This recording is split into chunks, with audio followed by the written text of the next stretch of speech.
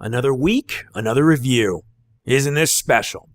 Hello everyone, Mega Man NG here, and it's now time for another TMNT quick episode review.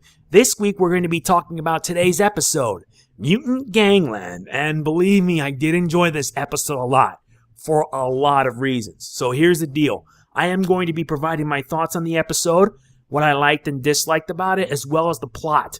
And there are some spoilers about, so if you haven't seen the episode, I recommend you watch it first, then watch my review. Since I know Nick provides the episodes on Tuesdays instead of Sundays. I don't know why, but they just do. Anyway, the main plot centers on Don Vizioso's gang. Remember, Shredder is still recuperating, and Don Vizioso decides to fight back not only on the Turtles, but also a team of mutants. And guess what he's got? Anti-mutant weaponry. And that anti-mutant weaponry gets Donatello and Mondo Gecko kidnapped. Not to mention Raphael getting injured. So it's up to the Turtles and the rest of the Mighty Mutanimals to take down Don Vizioso, free their friends, and save the day. Not much of a synopsis, but still, if I were to tell you guys all about it, there'd be no point. I recommend you guys watch the episode because the episode was great. And yeah, Shredder doesn't make an appearance at all in this episode, but what we do get is interesting. We get to see Don Vizioso again, and we haven't seen him since Season 3. So it's nice that we have a different villain for a change. And surprisingly enough, he's brought his friends along, like Hammer and the Folky twins. And before anybody asks, Hammer, along with Vic and Vinny, are voiced by Eric Bauza. But for Hammer, for some odd reason, he reminds me of Sylvester Stallone, especially with the voice like, "Hey, yo." And yeah, that was something else. Not to mention how he has that nail in his mouth and how he throws it like it's a toothpick. Reminds me of Razor Ramon. It's pretty clever, I'll say that. In addition, it's nice to see the Mighty Mutanimals again. However, this time, Mondo Gecko has joined the fray. And whatever happened to Pigeon Pete? Well, they mention it. We don't talk about him. Well, I don't know why, but I really don't know what happened to Pigeon Pete. If anybody knows, please tell me in the comments because it makes me curious because I haven't seen the other seasons, but if anyone can figure it out, let me know. But it is nice seeing them together again, especially with Leatherhead, Mondo Gecko, Slash, and Rockwell. Truthfully, Rockwell was really awesome. He was really awesome, and yes, he's voiced by SpongeBob, Tom Kenny. That's all I'm going to say about that. I really like some of the bits with Tyler Rockwell, especially using his telekinesis to send stuff right back at them. It was crazy. And Don Vizioso was a slob. I really mean it. If there was such a thing that represented gluttony, that would be it. The guy was eating and eating and just it kind of grossed me out a little. But hey, the guy is an Italian mob boss, so it makes sense, honestly, since he likes spaghetti, he likes things sweet. But I'm not going to talk about that. What interested me most was now that Don Vizioso and his gang are now getting better weaponry. Anti-mutant weaponry that was able to take down the Mighty Mutanimals easily in the beginning. And they were even able to beat up Raphael. Speaking of which, there is also a subplot in which Raphael loses his cool, takes his anger out on Leonardo, and then just decides to leave the team.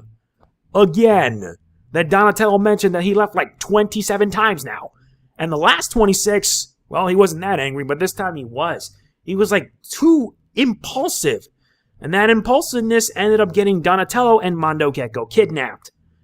Thankfully, he's able to patch things up with his brothers, so at least that's a relief. But at the same time, you can't help but feel bad for Raphael. Raphael's the rude one of the four.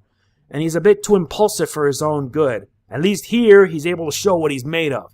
I really did enjoy the episode a lot, and there was like some very good chemistry between the Turtles and the Mutanimals. Very good.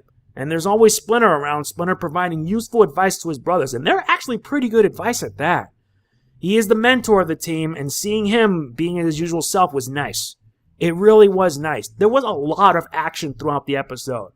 Especially since the gang, Don Vizioso's gang, they really were kicking butt with their new weapons.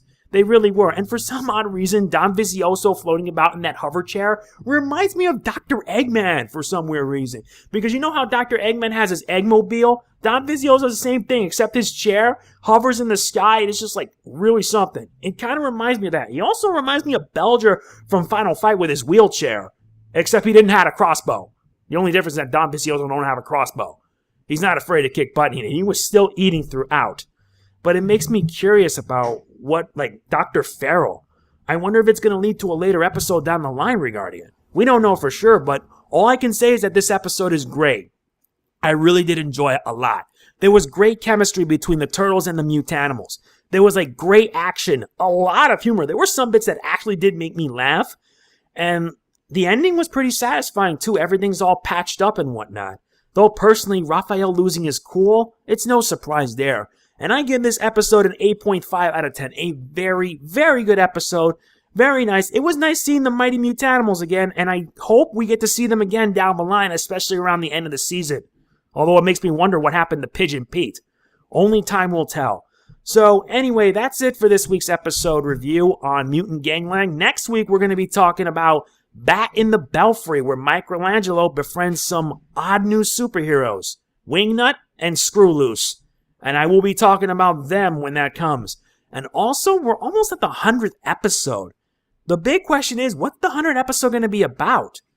Because I wish that we get another crossover between the 2012 and the 87 Turtles. That would be grand, and it would be an amazing tribute to the franchise. Because you guys know that 100 episodes are a big deal. But for the TMNT, I hope they can deliver on that. I really hope. All we can do is wait and see. We don't know. Anyway, that's it for this review. I hope you all enjoyed it. And if you did, please be sure to hit the like button. It really does mean a lot to me. I look forward to hearing what you guys thought of the episode in the comments. And I know that the new episodes will be on Nick's website on Tuesday. But if you've already seen it or you DVR it, make sure you watch it, all right? And if you guys want to be more awesome, please be sure to check out my Patreon as well. I promise not to disappoint. And who knows, you may get a shout out from me. All right, this is Mega Man NG signing off. Peace out. See you next week for when I talk about Bat in the Belfry. Booyakasha!